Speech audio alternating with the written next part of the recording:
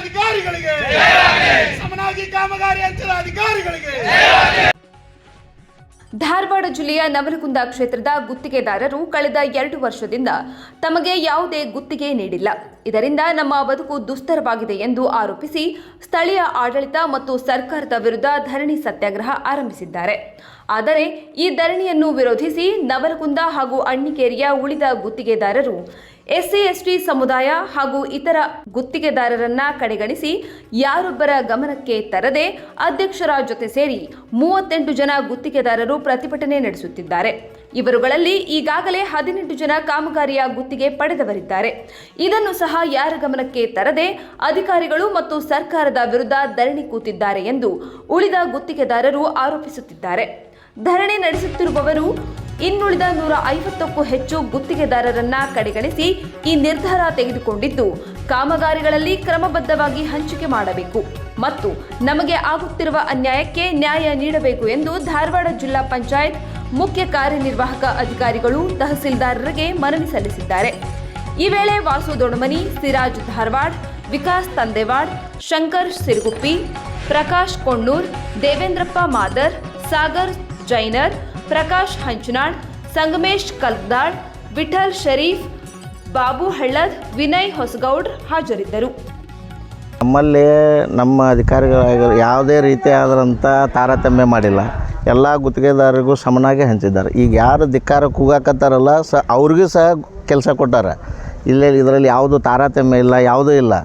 ನಮ್ಮ ಕೆಲವೊಂದಿಷ್ಟು ಇನ್ನು ಉಳಿದ ಗುತ್ತಿಗೆದಾರ ಬಂಧುಗಳಿಗೆ ಏನಾಗೈತೆ ಅಂದ್ರೆ ನಮಗೆ ಕೆಲಸ ಕೊಟ್ಟಿದ್ದನ್ನು ಸಹಿಸ್ಕೊಳ್ಳೋಕೆ ಆಗಲಾರ್ದೆ ಈ ರೀತಿ ಅವರು ನಮ್ಮ ವಿರುದ್ಧ ಅಧಿಕಾರಿಗಳ ವಿರುದ್ಧ ಹೆದರಿಸೋದು ಬೆದರಿಸುವಂಥ ಕಾರ್ಯ ಮಾಡಕತ್ತಾರೆ.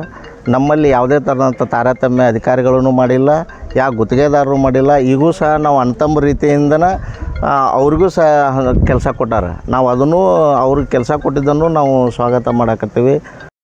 ಇವತ್ತು ನಾವೇನು ಧರಣಿ ಕುಂತಿದ್ದೀವಿ, ಅಧಿಕಾರಿಗಳ ಪರವಾಗಿ ಕುಂತಿದ್ದೀವಿ.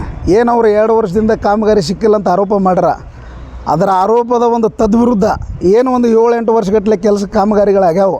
ಅದ್ರ ಹಿಂದೆಯೂ ಕೂಡ ಸಾಕಷ್ಟು ತಾರತಮ್ಯಗಳಾದರೂ ಕೂಡ ನಾವು ಧ್ವನಿ ಎಬ್ಬಿಸ್ದಾಗ ಕೂಡ ಅವ್ರು ಏನು ಮಾಡ್ಯಾರ, ಅವ್ರ ಸ್ವಾರ್ಥಕ್ಕಾಗಿ ಅವರೇ 4-5 ಮಂದಿ ಗುತ್ತಿಗೆದಾರರು ತೊಗೊಳ್ಳೋದು, 10 ವರ್ಕ್ ಮಾಡೋದು ಹಂಗಾಗಿತ್ತು. ಬಟ್ ಈಗಿನ ವ್ಯವಸ್ಥೆ ಹೆಂಗಾಗೈತೆ ಅಂದ್ರೆ ಇಲ್ಲಿ ಬಹುಸಂಖ್ಯಾತರದೊಳಗೆ ಗುತ್ತಿಗೆದಾರದೀವಿ ನಾವು.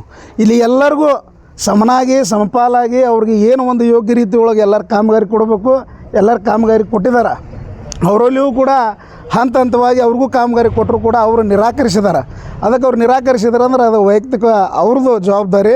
ಅದಕ್ಕೆ ನಾವು ಇಲ್ಲೇ ಹೋರಾಟಕ್ಕೆ ಕುಂತಂಥ ಉದ್ದೇಶ ಏನಂತಂದ್ರೆ ಕ್ರಮಬದ್ಧವಾಗಿ ಎಲ್ಲರಿಗೂ ಸರಿಸಮನಾಗಿ ತಾರತಮ್ಯ ಇಲ್ಲದೇ AW ಆಗಿರ್ಬೋದು, ಅಧಿಕಾರಿಗಳಾಗಿರ್ಬೋದು, ಸಂಬಂಧಪಟ್ಟ ಅಧಿಕಾರಿಗಳು ಎಲ್ಲರಿಗೂ ಕಾಮಗಾರಿ ನೀಡಿ ಇಲ್ಲಿ ಎಲ್ಲ ಗುತ್ತಿಗೆದಾರರ ಬದುಕ್ತಕ್ಕಂಥ ಒಂದು ಏನೈತಿ ವಾತಾವರಣ ಸೃಷ್ಟಿ ಮಾಡ್ಯಾರ.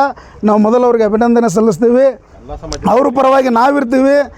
SC/ST ಆಗಿರ್ಬೋದು, OBC ಆಗಿರ್ಬೋದು, ಹಿಂದುಳಿದ ವರ್ಗದವರಾಗಿರ್ಬೋದು, ಎಲ್ಲ ವರ್ಗ ಜನಾಂಗದವ್ರಿಗೂ ಎಲ್ಲ ಗುತ್ತಿಗೆದಾರರಿಗೂ ಕಾಮಗಾರಿ ನೀಡಿ ಎಲ್ಲ ಗುತ್ತಿಗೆದಾರರು ಇವತ್ತು ಒಂದು ಏನೈತಿ ಬದುಕ್ತಕ್ಕಂಥ ಒಂದು ಏನೈತಿ ಹಂತದೊಳಗೆ ಅವರು ಎಲ್ಲ ಕಾಮಗಾರಿಗಳನ್ನು ನೀಡಿದ್ದಾರೆ.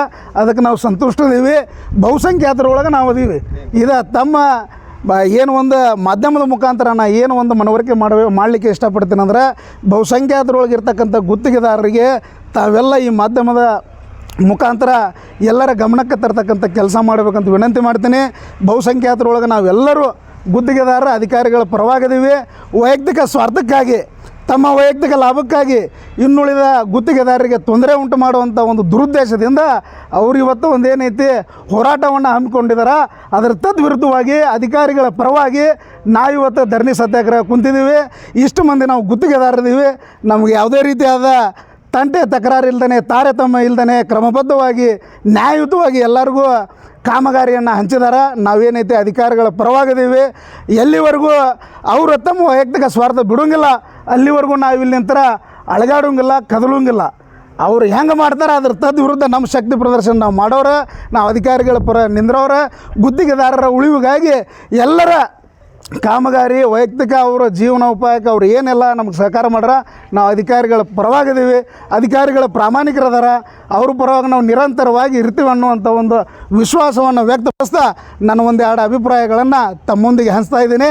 ತಾವೇನೈತಿ ಇದು ಒಂದು ವರದಿಯನ್ನು